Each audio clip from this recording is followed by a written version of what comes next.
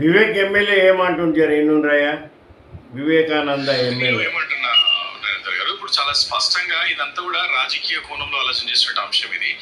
నిజంగా కూడా వాళ్ళకు చిత్తశుద్ధి దీన్ని నిజంగా సాంకేతిక ఉంటే 100 రోజుల్లో పూర్తి కావాల్సినటువంటి కమిషన్ ఎంక్వైరీ 7 సార్లు మరి దీన్ని ఎక్స్టెన్షన్ చేసుకుంటూ పోతా ఉన్నారంటే దీనిలో రాజకీయ దురుద్దేశం ఉంది కదా. ఈయన చదువుకుని ఈయన మాట ఆయన 100 రోజులు అయ్యేదానికి ఎక్స్టెన్షన్ చేసుకుంటూ పోతున్నట్టు నువ్వు మమ్మల్ని ఏం ఆడుతున్నావు, మేము ఎందుకు చేస్తాం? నీకు దమ్ముంటే పీసీ ఘోష్ కమిషన్ ఉందా, పోయి ఆయన అడుగు, సార్ 100 రోజులు ఇస్తాను నేను ఎందుకు పెంచుతున్నావు అని అడుగు.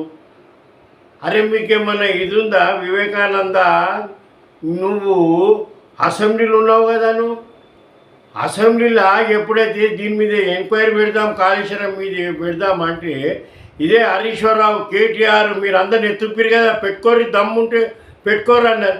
మీరు చెప్పిన ప్రకారంగానే పెట్టిర్రు ఇది. మన ఇంకేది రాజకీయ కక్ష పోయి పీసీ ఘోషి కమిషన్ అడుగుపో 100 రోజులు